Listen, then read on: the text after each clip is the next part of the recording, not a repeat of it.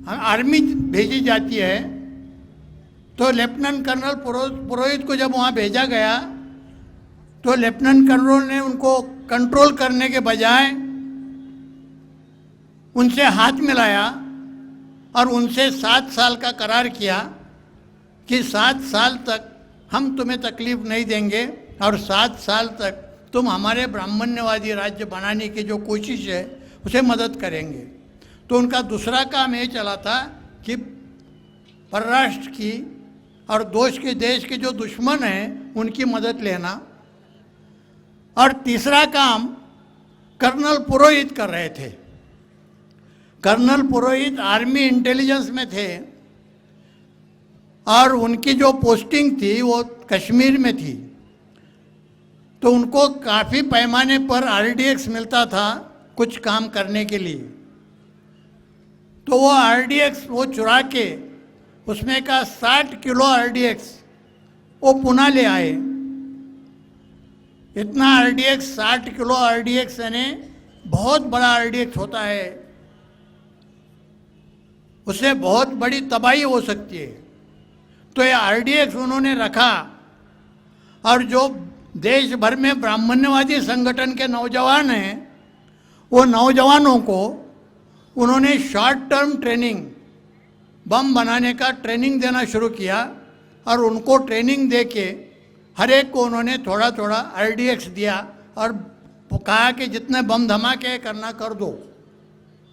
तो आप 2003 से 2008 उस वक़्त का अगर नज़ारा सामने लाएंगे तो आपको पता चलेगा 2003 से 2008 तक हर महीने 2 महीने में बम धमाके होते थे और उन बम धमाकों के लिए मुस्लिमों को जिम्मेदार पकड़ा जाता था, मुस्लिम लोगों को अरेस्ट किया जाता था और मुस्लिमों को बदनाम किया जाता था। ये करने में उनको किसने मदद की? ये करने में अभिनव भारत को आईबी नाम का अपना जो गुप्तचर संगठन है उसके लोग यहाँ पर मौजूद होंगे। ये गुप्तचर संगठन पूरी तरह से ब्राह्मणों ने काबिज कर लिया है पहले से। इस आईबी ने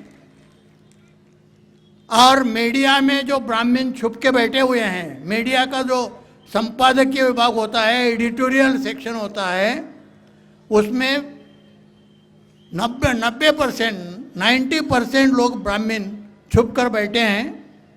तो इन्होंने मिल के मुस्लिमों पर ये दोष लगाया, किया इन लोगों ने, और दोष लगाया मुस्लिमों पर, बदनाम किया मुस्लिमों को।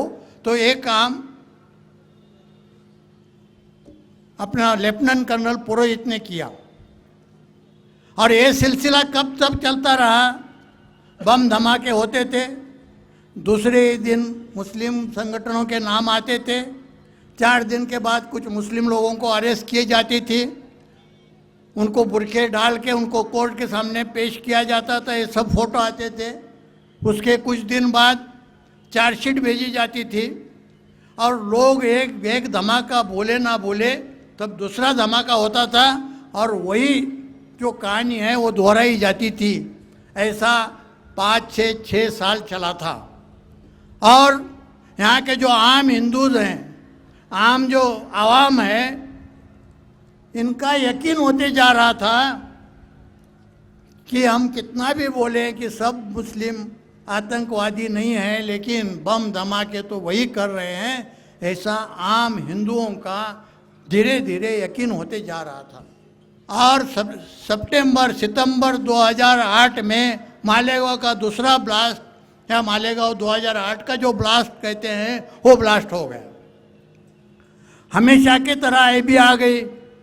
आईबी ने करकरे को बोलने की कोशिश की कि भाई ये सब संगठन है, ये कौन सा है, सिमी है, ये हुजी है, ये लीटी है, इनके लोगों ने किया है, तो आप इन लोगों को अभी अरेस्ट करना शुरू करो। करकरे बहुत ईमानदार आदमी था, खुदा को डरने वाला आदमी था। उसने बोला मैं सबूत के बगैर कुछ भी काम नहीं करना चाहता। मैं मेरे तरीके से काम करूँगा, जो कानून में लिखा है, जो मुझे ट्रेनिंग में पढ़ाया गया है, उसी मुताबिक मैं काम करूँगा। तो वो एक अच्छे पुलिस ऑफिसर के तरह उसकी तहकीकात करने लगे। जिस जगह पर ब्लास्ट हुआ था वहाँ की उन्होंने तहकीकात की।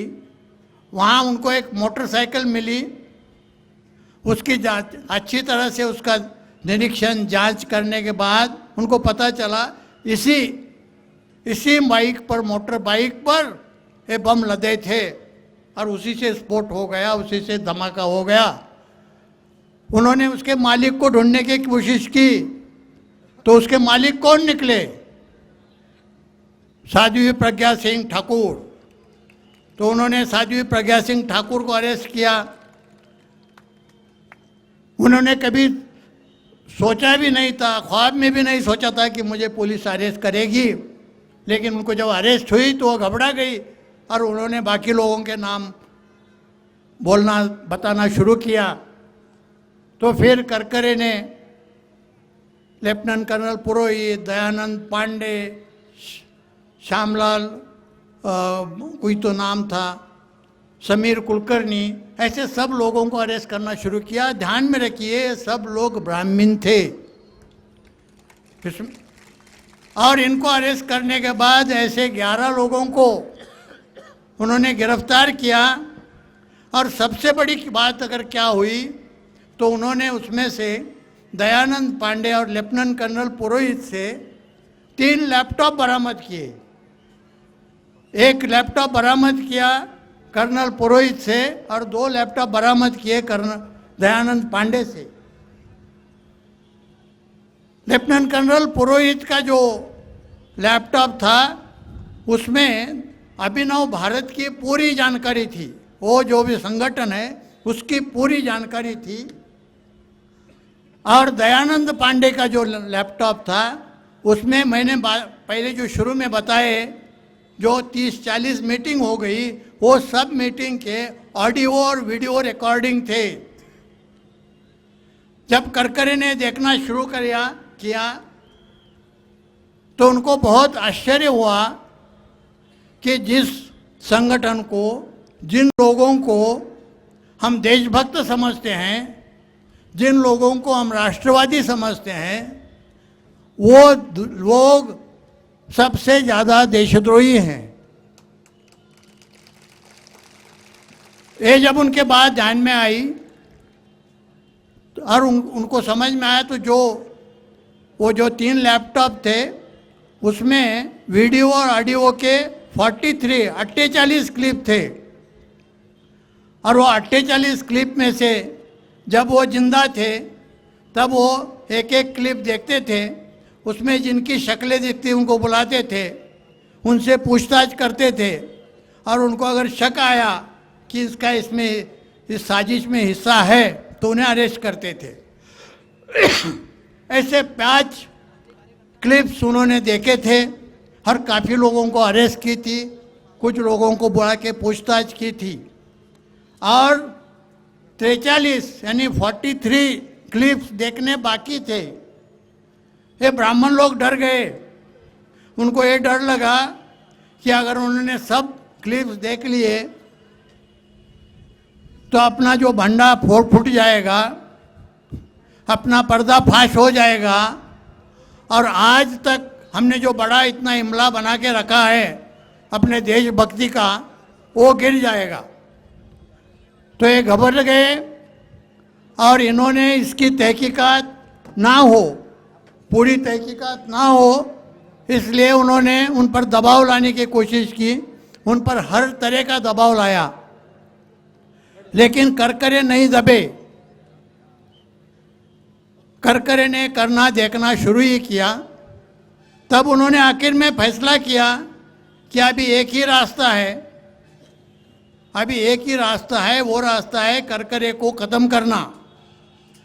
जो मीटिंग मैंने बताई फरीदाबाद में हुई थी और जिसमें कर्नल पुरोहित ने संविधान को ख़त्म करने की बात की थी, उसी मीटिंग में एक ऐसा भी फैसला किया गया था कि जो कोई व्यक्ति हमारे आर्यावर्त हिंदू राष्ट्र के निर्माण में अड़ा आएगा उसे ख़त्म किया जाएगा। ये डिसीजन भी उसी मीटिंग में लिया था और उस डिसीजन के तहत उन्होंने करकरे को मारने का फैसला किया। और जब बॉम्बे का 26/11 का अटैक हुआ, उस अटैक का फ़ायदा लेके उन्होंने करकरे को ख़त्म किया। अभी ये बातें बहुत लंबी चौड़ी है, उसमें मैं नहीं जाना चाहता हूँ। थोड़ा मैं इतना ही बताऊंगा कि बम्बई का जो एलईटी का अटैक होने वाला था उसकी आईबी को पूरी जानकारी थी, उनके टेलीफोन नंबर भी उनके पास थे, लेकिन उन्होंने उस पर कुछ एक्शन नहीं ली। जानबूझकर वो इन्फॉर्मेशन मुंबई पुलिस को नहीं दी, ये हमला होने दिया क्योंकि वह हमला उनको चाहिए था। और इधर हमला उधर होने दिया होटलों पर, और अंदर ताज ओबेरॉय पर जो हमला हुआ वो एलईटी के लोगों ने किया। लेकिन सीएसटी, कामा और रंगभवन लेन में अंदर जो हमला हुआ वो अभिनव भारत और आरएसएस के लोगों ने किया, वो करवाया गया। इसका फायदा लेके वो किया और उसमें करकरे को मार डाला। ये बहुत बड़ी कहानी है। मेरी 2 किताबें इस पर निकली हैं, हु किल्ड करकरे और दूसरा है 2611 probe why judiciary also failed, न्याय संस्था भी क्यों चुप रही। ऐसा उसका मतलब है। आज तक किसी भी न्यायालय ने उसके खिलाफ मुझे पूछा नहीं है, क्योंकि मैंने जो लिखा है वो सच है। तो अगर आपको इसके बारे में ज़्यादा मालूमात चाहिए होगी तो ये 2 किताबें पढ़िए, क्योंकि वो किस्सा बहुत बड़ा है। अगर अभी तो इधर करकरे ख़त्म हो गए, करकरे को उनकी हत्या हो गई और उसके साथ ये मालेगांव 2008 का उसकी जो जांच चली थी वो भी वहीं के वहीं रुक गई, वो आगे बढ़ी ही नहीं। जो 43 जो पूरे क्लिप्स थे वो क्लिप किसी ने देखे नहीं, वो कोर्ट के सामने भी नहीं लाए गए। लेकिन एक बात हो गई, ये जांच रुकी, करकरे मारे गए, फिर भी एक अच्छी बात ये हो गई कि करकरे ने जो बातें सामने लाई थी, जो कुछ बातें कोर्ट के सामने रखी थी, जो बातें प्रेस में या मीडिया में आई थी, उससे लोगों को शक आने लगा कि जो इतने साल बम धमाके हो रहे थे ये मुस्लिमों ने किया, ये कोई सच नहीं लग रहा। तो फिर गवर्नमेंट पर प्रेशर आने लगा कि जो ये 3, 4, 5 धमाके हैं उनका री इन्वेस्टिगेशन, यानी फिर से उनकी तहकीकात करो। तो गवर्नमेंट को मजबूरी से बोल रहा हूँ मैं, गवर्नमेंट को मजबूरी से ये 3-4 ब्लास्ट, यानी समझौता एक्सप्रेस ब्लास्ट, अजमेर शरीफ, मक्का मस्जिद और मालेगांव 2006 की जो पहला हुआ था, इनकी फिर से जांच करवानी पड़ी। और जब इनकी फिर से जांच हुई तब वो जांच में ऐसा पता चला कि पहले जो मुसलमान अरेस्ट किए गए थे, पहले मुसलमान जिनके खिलाफ चार्जशीट भेजी गई थी, वो सब बेगुनाह थे। और फिर से ज़्यादा इन्वेस्टिगेशन करने से पता चला कि इन चारों केसेस में अभिनव भारत, आरएसएस, जय वंदे मातरम, बजरंग दल और सनातन संस्था के टेररिस्ट थे। इसे ज़्यादा पब्लिसिटी नहीं दी गई इन बातों को, लेकिन सिर्फ उनके नाम नहीं है। चार्जशीट अगर इन केस की देखेंगे तो उसमें सिर्फ उनके नाम नहीं है, उनका पद क्या था आरएसएस में वो भी लिखा है। अमुक अमुक जोशी इस जिले का आरएसएस का प्रचार प्रमुख, अमुक गुप्ता इस जिले का आरएसएस का प्रचार प्रमुख, ऐसे उनके पद भी लिखे थे। यानी आरएसएस का आरएसएस का इसमें टेररिस्ट ऑर्गेनाइजेशन है, इस पर शिक्कामोर्तब, इस पर मोहर लग गई। इन चार में से अजमेर शरीफ ब्लास्ट है, उसका कोर्ट में भी फैसला हो गया और कोर्ट ने आरएसएस के 3 टेररिस्ट को लाइफ इम्प्रिजनमेंट, यानी क्या बोलते हैं उसको, आजीवन कारावास की सजा दे दी। यानी कोर्ट में फैसला हो के आरएसएस के लोगों को पनिशमेंट होने की ये पहली केस है और इससे आरएसएस के टेररिज्म पर मोहर लग गई। सिर्फ इतना ही नहीं, कुछ केसेस ऐसे थे कि वो आप ही निकल आए। यानी जैसे कि मैंने बताया, कर्नल पुरोहित ने शॉर्ट टर्म अलग अलग ब्राह्मण्यवादी संगठनों के नौजवानों को 2-4 दिन का 8 दिन का ट्रेनिंग देके बस ब्लास्ट करने भेजे थे। लेकिन उसमें के कुछ लोग जब बम बनाने लगे तो बम बनाते समय वो फट गए और वो मर गए। ऐसे वाक़ये कहाँ कहाँ हुए? नांदेड़ में हुआ, कानपुर में हुआ। नांदेड़ में बजरंग दल और आरएसएस के लोग बम बनाते थे, वो फट गया और 2 लोग मर गए, 2 लोग जख्मी हो गए। वही बात कानपुर में हुई, यूपी में, उसमें बजरंग दल के 2 लोग बम बनाते समय मर गए। वही बात कन्नूर में हुई, केरला में, वहाँ आरएसएस के लोग बम बनाते हुए मर गए। ये तीनों भी वाक़ये 2008 में हुए। चौथा वाक़या 2009 में हुआ, मडगांव गोवा में। वो आरडीएक्स से एक बम बना के वो बम रखने जा रहे थे। और कहाँ रखने जा रहे थे? दिवाली के पहले दिन गोवा में एक ऐसा दिन होता है कि तब सब हिंदू एक जगह इकट्ठा होते हैं।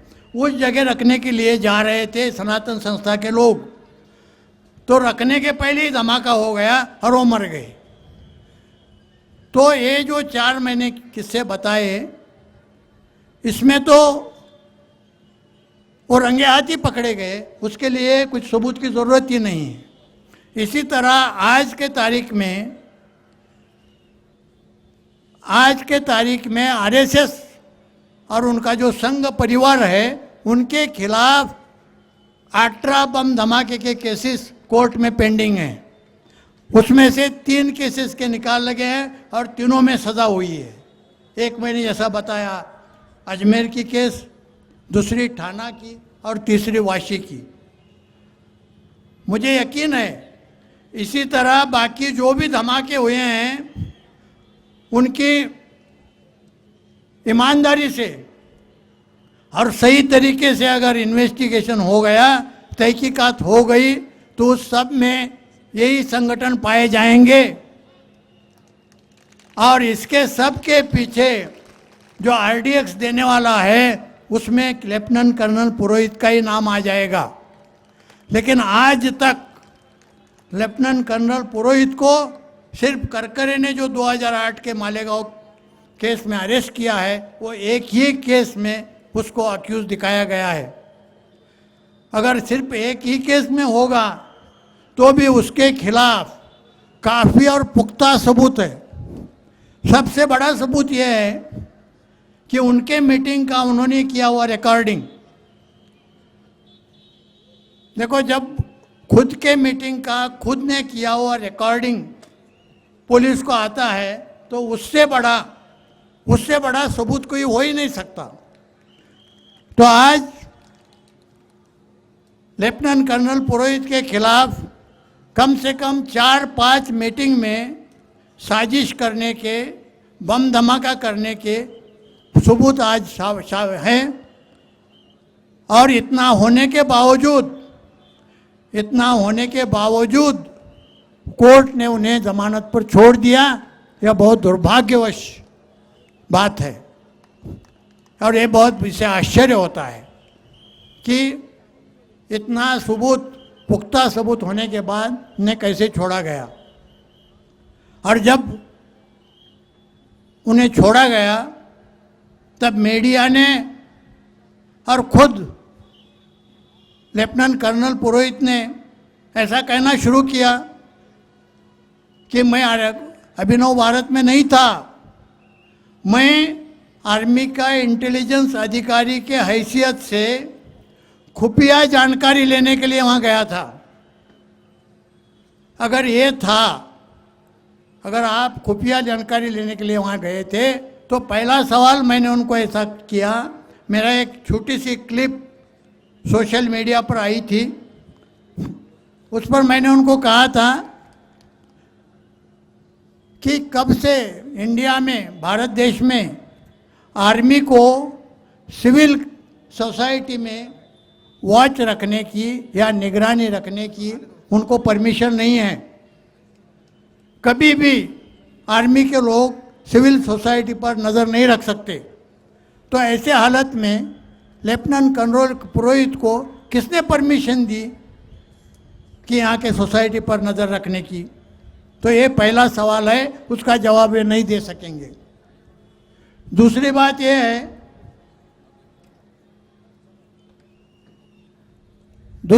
ये है, कि उन्होंने कहा कि मैं खुफिया एजेंट यानी स्पाई के हैसियत से वहाँ जाता था। अगर वो स्पाई के हैसियत से वहाँ जाते थे तो उनका वहाँ का रोल जो था चोरे छुप के जाना चाहिए था, डर के मारे बैठना चाहिए था, डर के सहम के बैठना चाहिए था। लेकिन जब हम वो वीडियो रिकॉर्डिंग देखते हैं तो लगता है ये सहमे नहीं है, ये डरे नहीं हैं। पूरी जो मीटिंग है वो उन्होंने खुद ही कंडक्ट की है। इसका मतलब वो वहाँ उनकी जानकारी लेने के लिए नहीं गए थे, वो उसके मास्टरमाइंड थे। और तीसरी बात उन्होंने कही कि जो भी इन्फॉर्मेशन मुझे मिलती थी वो मेरे सुपीरियर ऑफिसर को मैं देता था। ये भी गलत है। अगर ये सुपीरियर ऑफिसर को देते थे तो पहली मीटिंग हो गई जनवरी 2008 में और धमाका हुआ सितंबर में। तो ये 8 महीने क्या कर रहे थे? तो उन्होंने जो बताया कि मैं अपने सीनियर ऑफिसर को इन्फॉर्मेशन देता था, ये गलत साबित हुआ, क्योंकि उसके बाद इंडियन एक्सप्रेस में 3 दिन जो उनकी इंक्वायरी हुई थी और वो इंक्वायरी का जो रिपोर्ट गवर्नमेंट को दिया था, वो रिपोर्ट के कुछ पैराग्राफ इंडियन एक्सप्रेस में आए। तो उसमें ऐसा बताया था कि लेफ्टिनेंट कर्नल पुरोहित ने कभी भी अभिनव भारत की जानकारी इसे नहीं दी, गवर्नमेंट को नहीं दिया, अपने सुपीरियर ऑफिसर को नहीं दी। इसका मतलब है ये जो सब बोल रहे थे ये सब गलत था। इसके बावजूद उनको ज़मानत पर छोड़ा गया, साध्वी प्रज्ञा सिंह को छोड़ा गया। ऐसा लगता है जब एक सैलियन, रोहिणी सैलियन करके गवर्नमेंट प्लीडर हैं, उन्होंने करकरे के साथ काम किया था, उनको इस केस की पूरी जानकारी थी। जब सैलियन ने इस केस में अंदर घुसने की कोशिश की, उसमें जो भी सामने बातें आई हैं, उजागर हुई हैं, वो कोर्ट के सामने रखने की कोशिश की, तो ये नए गवर्नमेंट ने उनको एक संदेशा भेज दिया कि आप इसमें ज़्यादा अंदर मत जाइए, आप थोड़ा दूर ही रहिए।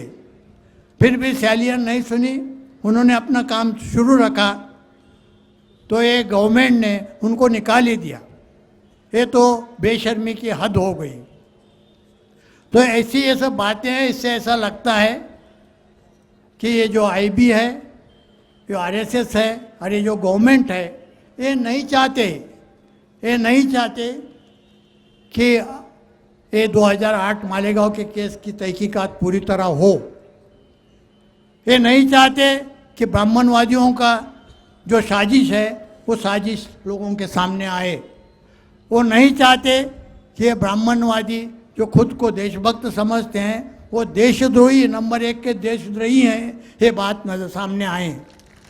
तो इसलिए वो दबाने की कोशिश कर रहे हैं। तो अभी यहाँ जिम्मेदारी अपनी बनती है